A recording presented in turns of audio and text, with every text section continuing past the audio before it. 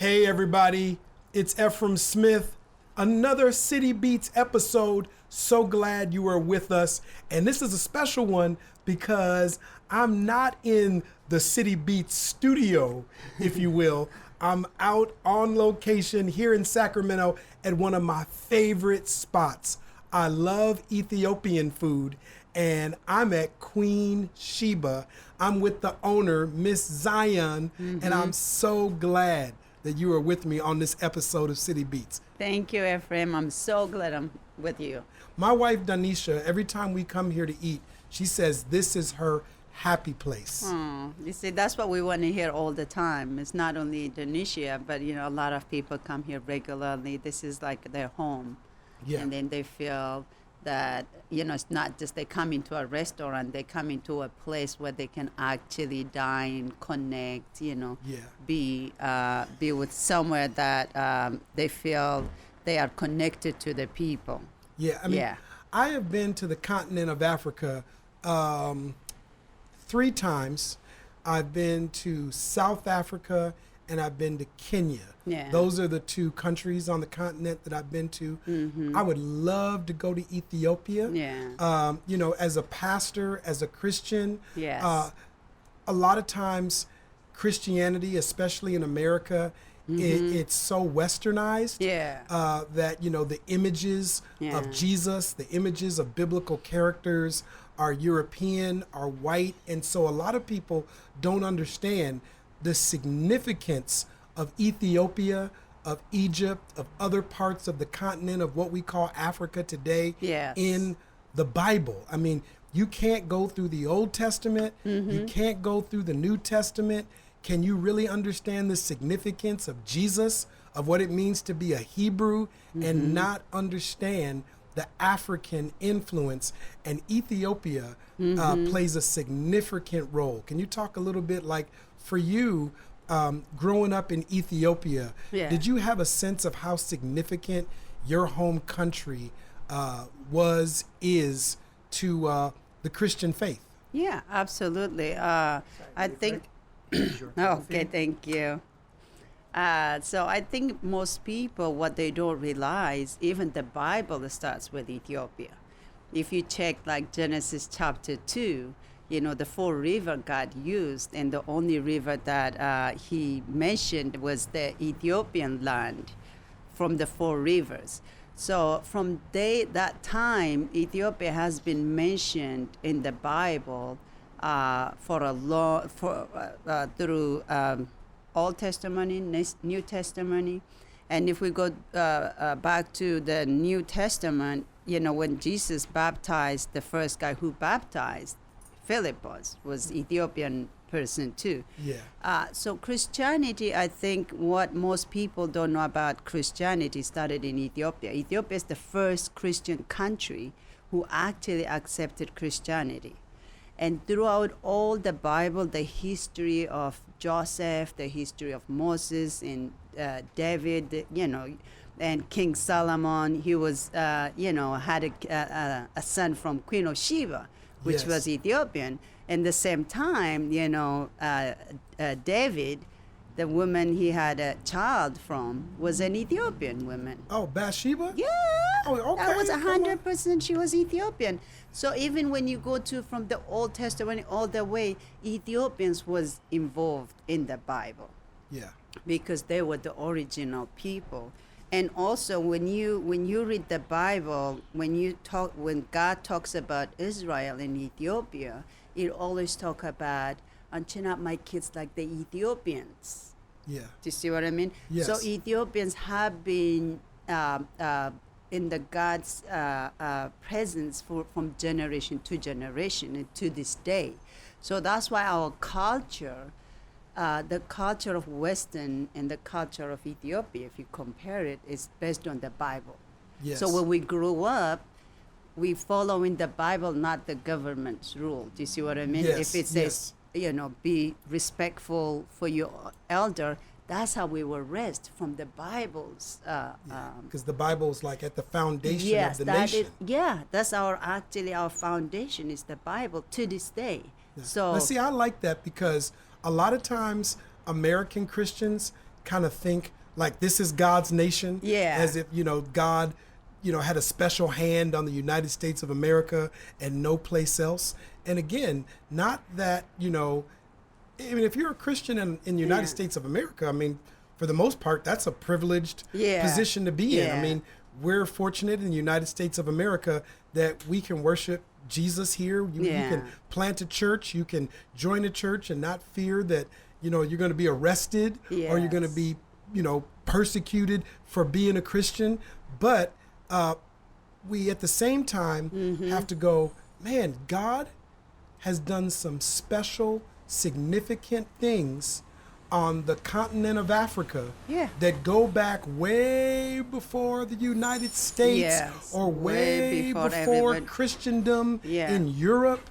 And I mean, and if I understand it right, as you were mentioning, like even in the beginning, when it's talking about God creating the heavens and the earth, and it names the rivers that were flowing in the Garden of Eden. I mean, is that Ethiopia? Is that close to Ethiopia? The Cush.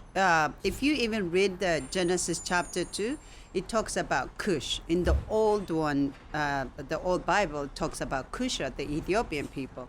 And also it says Abyssinia. On the new translation, it says Ethiopia. So why God mentioned Ethiopia land even before creating Adam and Eve?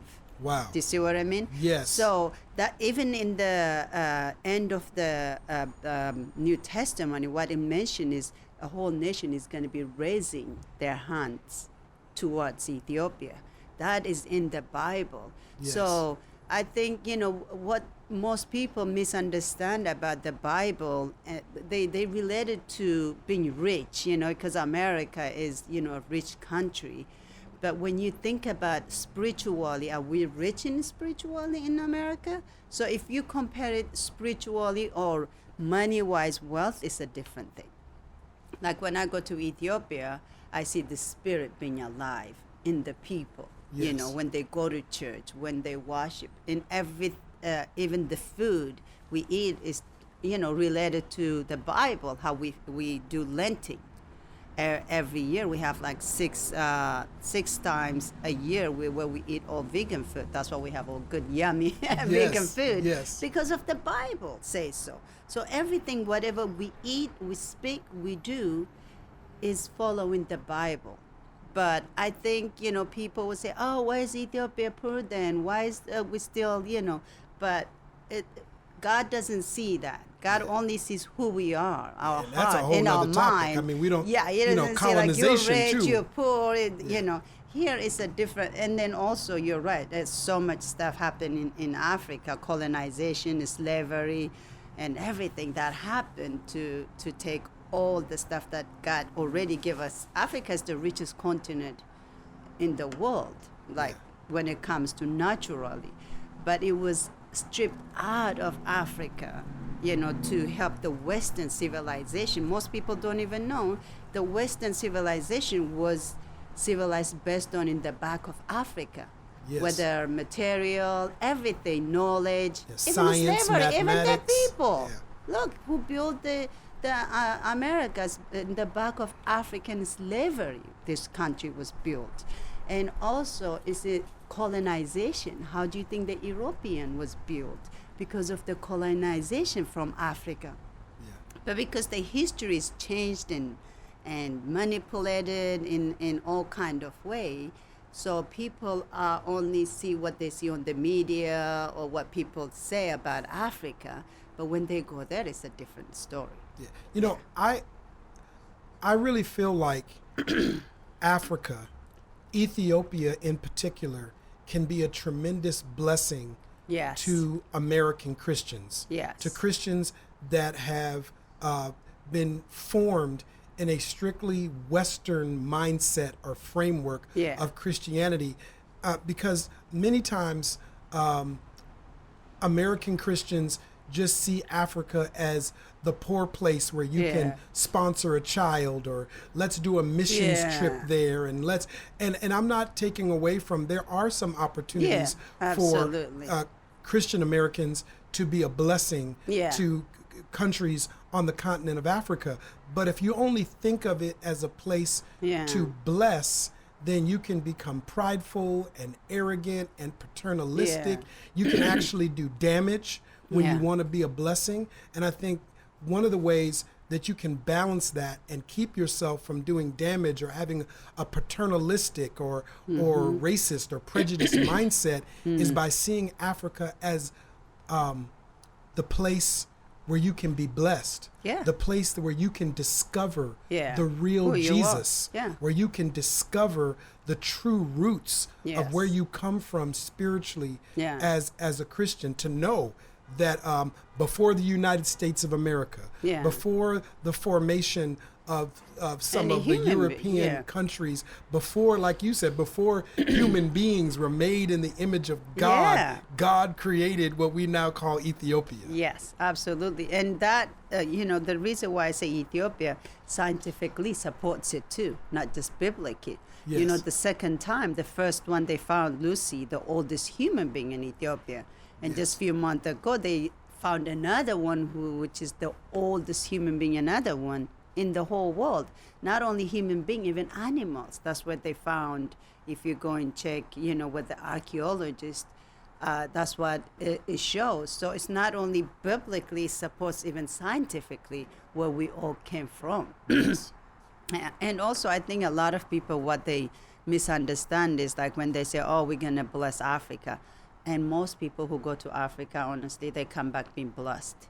They come back feeling, I'm not only supposed to be taking, but giving. That's why we were created, Yeah. to give back. That's what Jesus teaches all the time. That's why he was with the poor people. It doesn't mean they were bad people. Do you see what I mean? Oh yeah. But we call it like, just because, some Western country are richer than Africa, but we call ourselves the Africans rich in spiritual, in love, in Well, other things. Yeah, you're right. Because Yeah. right now, even though America's a rich country, we could argue that in a lot of ways we're spiritually impoverished Yeah, in the United absolutely. States of That's America. how I feel it. To me, yeah. Yeah, I mean yeah. the church is in decline Yeah. in the United States of America. Right now, us being in the heart of Sacramento, I think only about 8% Yes. of the folks that live in Sacramento or the Sacramento metropolitan area Yeah. are in a Christian church Yes. on any given week. And if you would add all religious Yeah. expressions and faiths, you still would be talking about a low percentage Yeah. of people that would consider themselves committed to Yeah. religion. Nah. And so there's a lot of examples that show us that we're Yeah. spiritually in poverty Yeah. in the United States of America. And a place like Ethiopia is like, it's It's Wakanda, rich. Yeah. when it comes Honestly, to when spirituality. it comes to church, Yeah. I mean, every time I go to Ethiopia, how people are so spiritual compared to here is like, there's a big gap. Even you go to the smallest village, they don't have light, they don't have water to drink, but they have a church. They go to church every Sunday to thank God. Do you see what I mean? Yes, They're not yes. sitting there and complaining, oh, how come you're not giving me water? Or how come you're not giving me light? Do you see what I mean? That's the difference. Here we have everything we need, a human being needs, in the United States.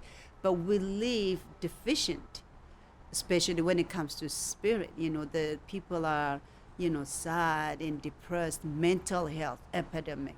We don't have that kind of problem in Ethiopia. Do you see what I mean? Yes. I mean, I'm not saying completely there's no problem, but when you take the ratio, the problem we have in America compared to how much we have as a human being, what we have, and then when you go to Ethiopia, what they don't have, but how they are grateful to God for everyday things that He gives them, it's just a huge difference. So when we talk about spiritual life and believing God, it has to show how we live our life. Yes. Are we sad and depressed and mental health and all that problem comes from those deficiency?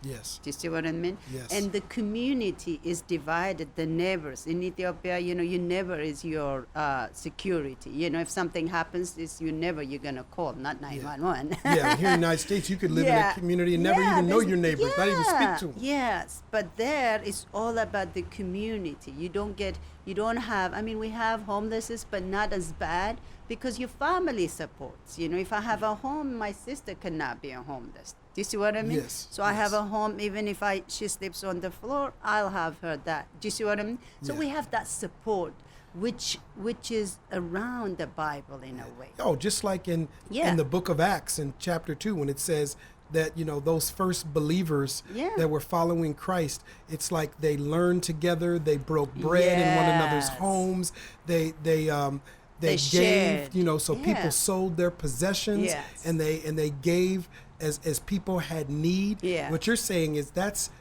a way of life still in Ethiopia. Yeah, absolutely. That's how the neighbors get together. You don't have mixer. You have mixer with your neighbors or with the work colleagues. So it's a different mindset when you go there, but it's to do with the religion, with the Christianity. Even with Muslims, we're not fighting with Muslims, So the Muslims, if they cook food, let's say you have a wedding, they'll cook for Christians and for the Muslims. And Christian, the same thing. They cook for the Christian and for the Muslim. So we have that. We got respect. Christians in this country. If people don't believe what they believe, they don't even want to bake them a cake. Yeah. They don't even want to make them a pizza. But in Ethiopia, you're saying Christians, they will show the love of Christ by saying, we will cook for the Muslims. Yeah. We will cook for people of a different. I mean, could you imagine if Christians thought like that? I mean, I hate to say it, but some of my evangelical brothers and sisters, they draw lines in the sand. If you don't believe this doctrine, if you don't believe this faith statement, if you live this way, then we're not going to bake you a cake for your wedding. We're not going to make you a pizza. And I'm going, okay, if you don't think the way somebody's living is right, wouldn't you think baking them a cake would be the best way you could show the love of Christ to somebody? Cooking for them the best meal you ever cooked for them would be the way you would show the love of Jesus, instead of saying, no, we can't support those people over there. Yeah, and we also make it here like a black and white issues too. Because, Jesus said, love your neighbor, love one another. It's nothing to do with you're poor, you're rich, you're black, you're white, or you're brown. God is saying, Jesus is saying, just love your neighbor. That means love everybody. But here, that's not how we practice in the church. Yes. When you go to some church, like I love our church because it's so diverse, I feel like, this is what church should be. Yes, I forgot to mention that you're a part of the church I pastor at Bayside Midtown. So I love it, honestly. But every time different church you go, it's all white church or all black church.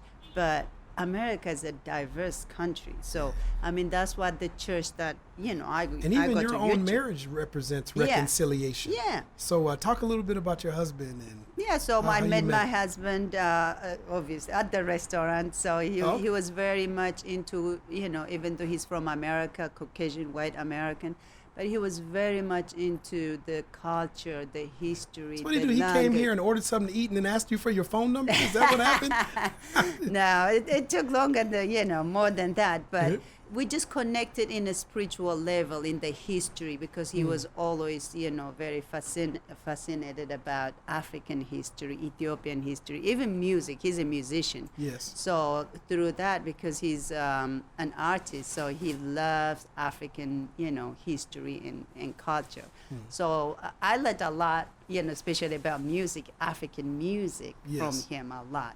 So we kind of connected in that way. That's why I say, people, how we connect. I might not even connect with somebody from my race, from my color. I could connect with somebody totally different in a spiritual way.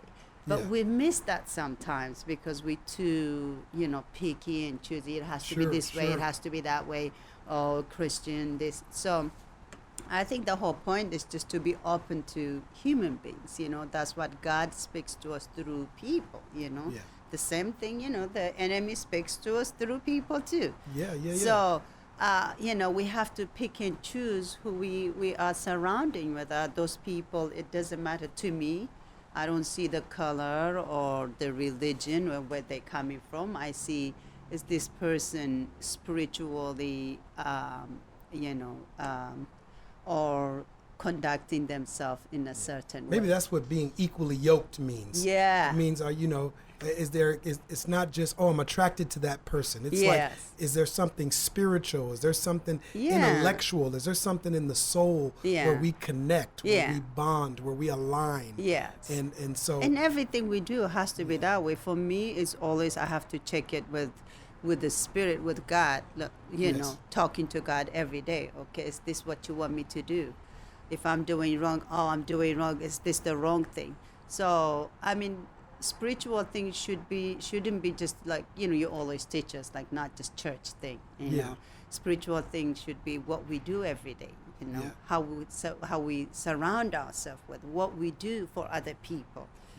But here we are becoming in a society where me, self-centered, you know, society, that we got to get out of that somehow. And I think through you know, Jesus' teaching, that's the only way we can get out of ourselves and say, how can I help that person? You know, how can I do this person? How can I help create job? How can I, you know, help? And instead of how can I be helped? Do you see what I mean? That's where we are here, I think, as a society. But if we work together, it doesn't matter. It's not about, you know, having so much money and all that. Even having people around you is a wealth. You know, good people around you. That's what makes life interesting. You know, I want to get your thought on this. I don't know how much you would think about this issue, but one of the things that I was fascinated about you is when I met you, there was such a deep connection to the continent of Africa, back to Ethiopia. And so I'm sharing this because I met a woman a few months ago from Egypt. So, you know, when I first met you, I was like, oh, I'm so glad to meet a woman from the motherland, from Africa. I want to go to Ethiopia one day. And so I met this woman from Egypt, and I was doing the same thing. It's so good to meet a woman from the continent of Africa, from the motherland, and a Christian woman. And to my surprise, she says to me, well, you know, Egyptians, we don't really consider ourselves a part of Africa.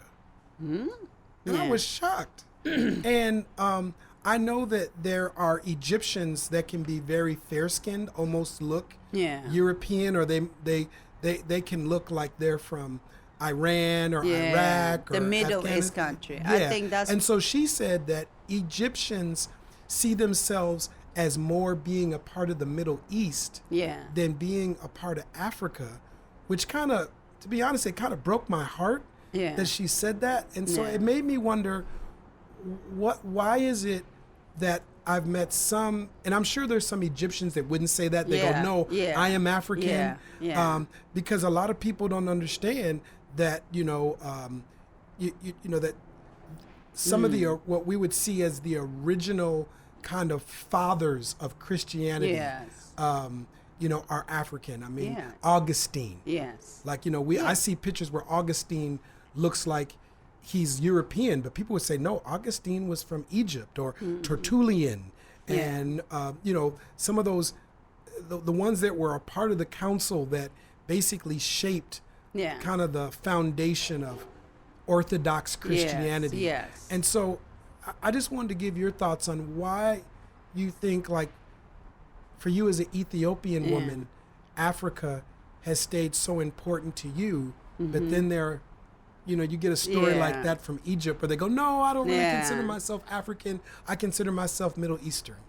But, you know, the thing, again, even here, everywhere, there's a lack of knowledge and lack of a history, you know. So just like everybody thinks here, all Africans or the slave, you know, just were a slave in Africa. They were queens and kings, you know. But even our own African Americans don't know our history in Africa.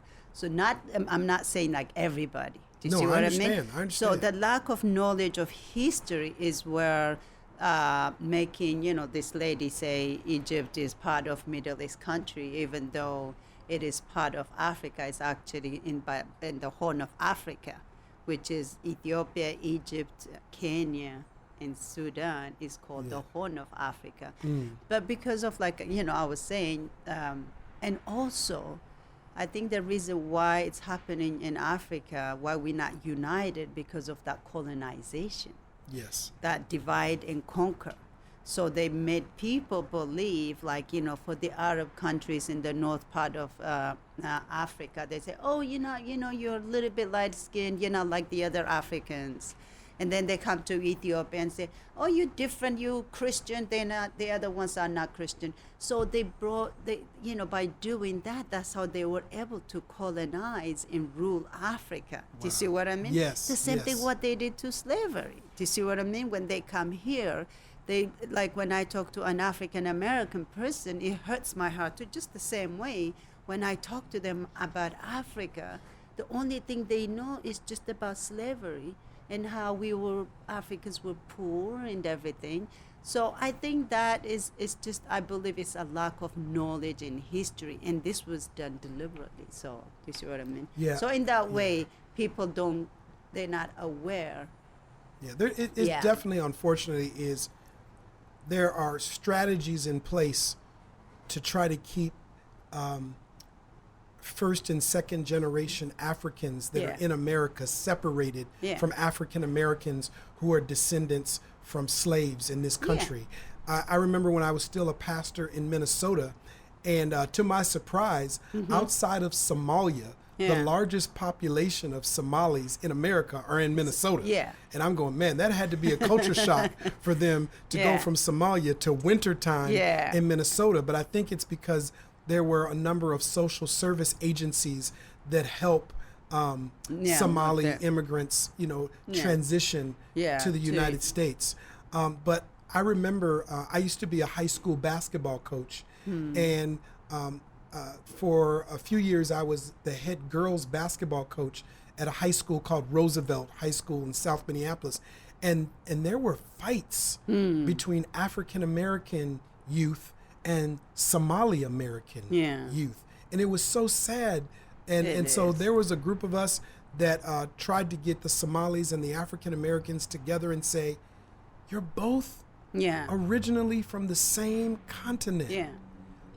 This should be, if you're African American, you should go, oh my gosh, I'm meeting someone who was born on the continent of Africa. I should try to become their friend and learn as much about that culture, that history as I possibly can, because it's going to help me know what it means to be African American. When I went to South Africa the summer of 2001, when I went to Kenya in November of 2010, I came back from those trips feeling stronger as an African. I can say I feel stronger as an African American once my feet were on the continent of Africa. Absolutely.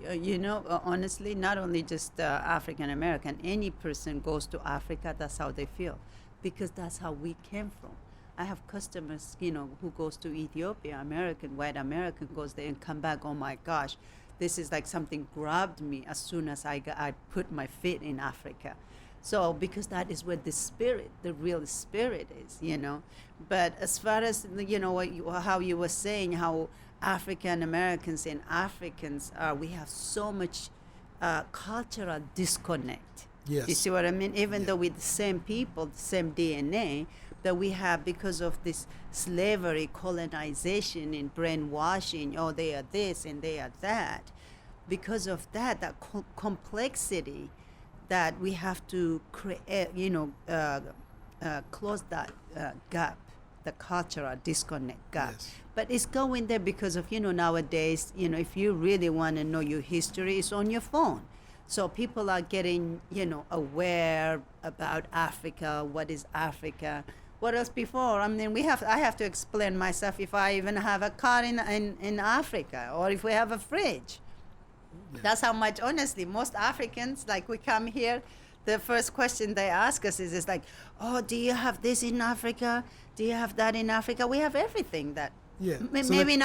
So they think you came here and it was the first time you had a car, or you had a refrigerator, or you TV, had a cell or a phone or a TV, because they just can't. Yeah. Because again, that's that. That ignorant mindset that Africa is just this poverty-stricken place.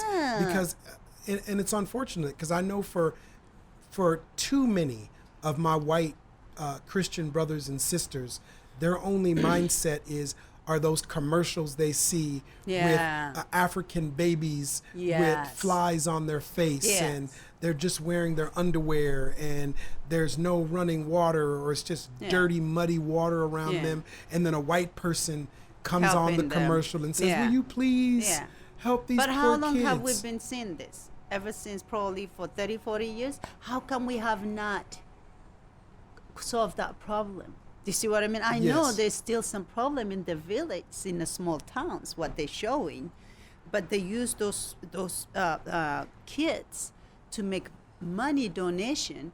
But the thing is, they only giving them some food, but they're not teaching them, or they're not creating for them. Do you see what I mean? You're actually hitting the issue that's significant to me. I mean, hey, I want to be very transparent and say, my wife and I sponsor a child through Compassion International.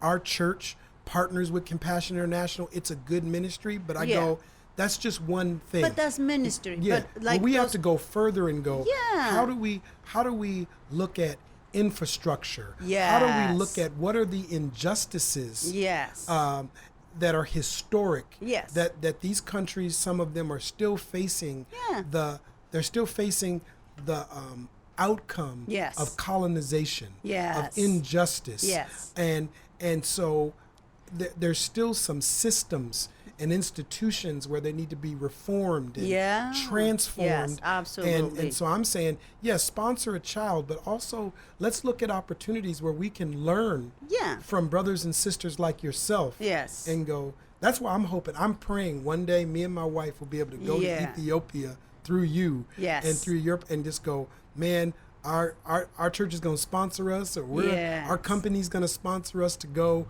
to Ethiopia, because I want to be blessed. But then know what are the ways our church can be a blessing. Yeah, that's how, I think by creating schools for the kids, by creating clinic for the farmers, for the family, that would be a blessing. By training centers, so training the youth so they can get better job and do their own job. And instead, I think for the past whatever years, all they do is they just collect money and then just give it to them. They don't even give them the money. They probably give them some food and other things. And instead of, like, what I'm trying to say is, don't give people the fish, show them how to fish it.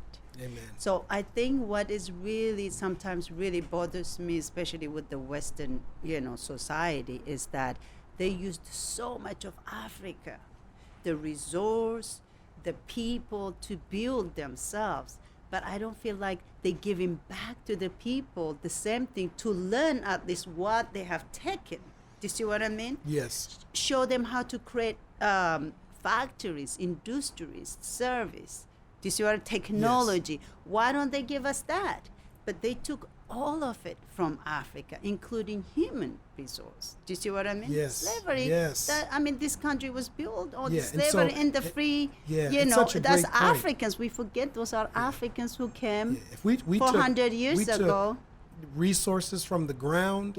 And we took everything.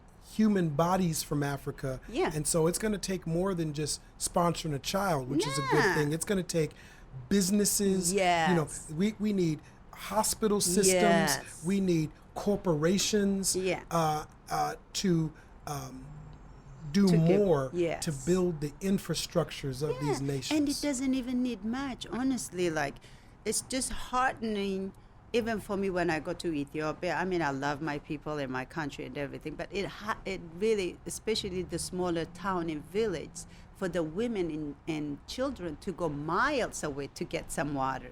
So where are these people? Why don't they dig some water for them? Do you see what I mean? Yes, and instead of giving them water, why don't they help them get the water Get their out? water system. Yeah, the Yes. water system. Why Yes. don't they get them the light system so they can have electricity in the village, so they will be able to, the kids can learn, study. Why don't they create school for them, so these kids, they go to school so they can go and get a job in the city and come back and build their village? They don't have that system. They never created that system for us. So they just say, oh, we have NGO or we have UNICEF. that's not, I mean, we need that too. I'm not saying we don't need that. But for how long they've been helping, being in Africa, but when we see the change, what they have made in change, it's still the same thing. I still see a 6-7-year-old girl going miles away to get some water in Africa. That's We right. still have no disease control. I mean, you see what I mean? The Yes. water, no clean water. Why? I mean, this time of the century, we're living in the 21st century. I mean, we wouldn't have this cell phone if it wasn't for Africa. But where is our, do you see what I mean? Yes. Everything we use to build our factory in industry in the Western society, they used Africa. Do you see what I mean? Yes. So we gotta give back. That's why I think the deficiency in the Western society is that giving back to the people who gave them long time ago willingly. You see what I mean? And Ethiopia Yeah. seems like a great place to start. How would you describe, I mean, the government system of Ethiopia? Is it... You know, like I was saying, you know, Ethiopia normally it runs by the church. The people are governed by the Bible and the church. And of course, we have a government too that right now we have a good government. Hopefully, you know, that is our way out. But we've been through a lot as a government, you know, because changing, like I said again, African government is still influenced by the Western, you know. So they have limited things they can do, what they can do, what they cannot do. So we cannot forget we are kind of Africans' government is practically chained by the Western government. So what they can do is very limited in a way, even when they, you know, when they don't do what they're supposed to do, there is no check and balance. So you are a woman that owns a business. Is that for you going back to Ethiopia? Is that a normal thing? Would women look at you and go like, you're like this superhero that you have come to the United States and started to own business. You own a restaurant that's popular. I mean, I'm going to hold this up right here. This Small Business Excellence Award. Oh my goodness, look at that. Small Business Excellence 2019 Sacramento Small Business Excellence Award presented to Queen Sheba. So this is basically saying you're not only you're the best Ethiopian restaurant in town, and you're one of the best restaurants period in town. I told you, for me and my wife Danisha, this is one of our favorite places to come eat. It's our happy place. And so I thank God for that, honestly. All this happened, you know, with the glory to God. But you know, for what you're saying about women, and I think nowadays it's different. You know, in my mom's time or my grandparents' time in Ethiopia, it was different. They were mainly housewives, you know. But now the generation in my time in the coming, there are actually a lot of women who's working. We actually have a woman president in Ethiopia. Yes. Oh my goodness. So I have maybe we'll have that here in this country one day. Yeah, we should have it. It's an amazing thing. It's changing. Yeah. Now Ethiopia, I mean, even though we don't change our culture, our way of faith and everything, but the women are working still, just like, you know, men are working, women are working. So when I go to Ethiopia, sometimes I can't find, I always have to make an appointment with my friends that I grew up on, even just to see them, because they're busy just like we are too. So it's getting there. It's just going to take a long time, but Africa is waking up right now, especially the women. You know, they doing what they do. We do like here we do too. There are some women who has businesses, you know. There are so many women in Ethiopia right now I look up to, you know. There are so many people in politics, in business, in, you know, professors. So things are changing, but it's just, we just need that help. Yes. Do you see what I mean? Yes. We just need that help from the Western country and people to push us a little bit, you know, especially when it comes to school, clean water, hygiene, you know, the necessary, basic necessary things that human beings, especially women and children, need. Yes. And we should not this world is too rich. What we have, we too rich not to. Do you see what I mean? Yes. Still have our children in Africa not be able to have 3 meals at least a day. Yes. So you actually have utilized this business and your growing stature in this community Yes. to actually raise some funds. I know Yes. there's a festival that you're involved Yeah. in. Talk a little bit about the festival that you're involved in and the resources you raise and what that's about. Yeah, I'm actually right now involved in farming. I'm actually trying to farm the Ethiopian grain, the ancient grain teff. Mm-hmm. So at the moment, I'm working with UC Davis. In that way, I mean, the farmers in Ethiopia, still good farmers. They have the wisdom and the knowledge, but they don't have the technology Yes. they need. They don't have the resource they need. They don't have the equipments they need.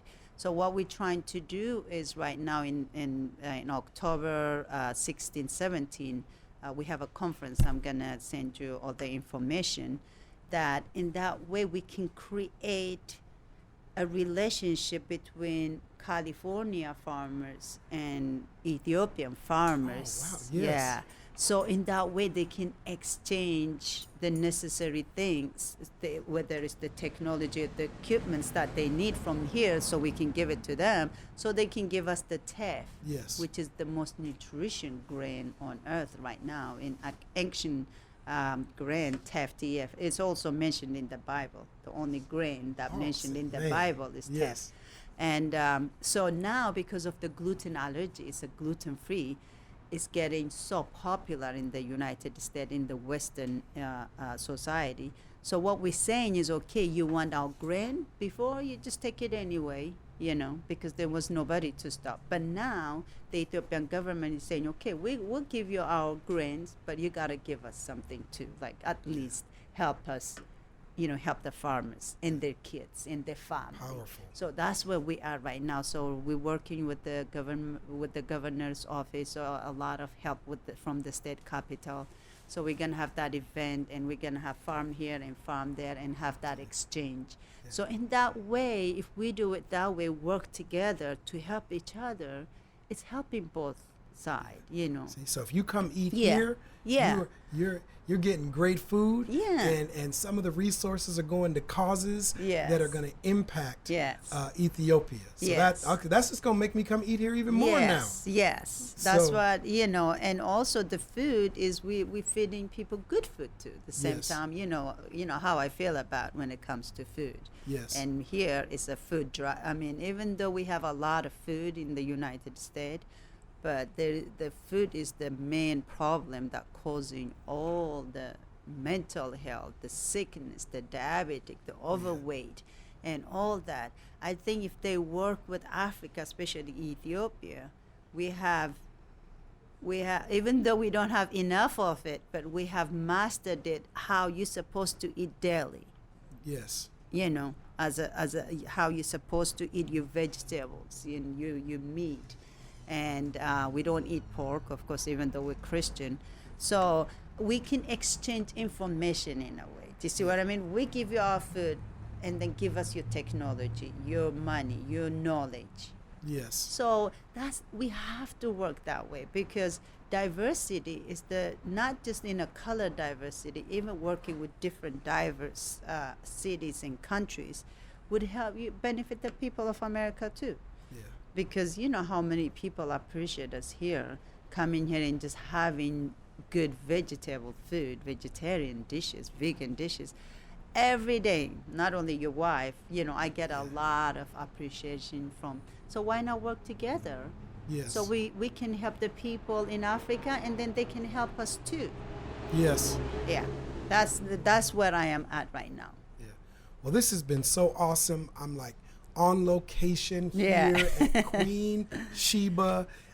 If you live in Sacramento, you have to come check out Yes. Queen Sheba. It's right on Broadway. Let's give them Yes. the address real quick. 1704 Broadway, right in between 17th and 18th of Broadway. So on You can't Broadway, miss us, yeah. right in Midtown, Queen Sheba. If you come to Sacramento, I mean, Sacramento has some of the best restaurants I know. in the nation, Yes. on the planet. Yes. So, you're going to get good eating in Sacramento, Yeah. but you have to, if you want to eat at one of the best restaurants Sacramento has to offer, you have to come to Yes. Queen Sheba, Yes. one of my favorite places. And, I Thank you, just Efrem. lovingly, affectionately call you Miss Zion, Sister Zion, but I Yes. guess you should give your full name. Zion Tedessa. Zion Tedessa, Yes. the owner of Queen Sheba. This has been City Beats. I'm glad you joined us. And, we're going to be on location in a lot of different places from episode to episode. And so I'm so glad that Yes. we got out of, I guess what you could call the City Beats studios, and we out here on Broadway, Yes. Midtown at Queen Sheba. Thank you so much, Thank Ms. you, Zion. Efrem, for having me. I really appreciate you. Oh, God And bless. I love our church too. Oh, yeah. Oh, Yes. thank you. Thank you for Yes, that yes. plug. Bayside Midtown Church. Yes. All right, y'all. Next Thank time. you. We'll see you. All right. Looks good.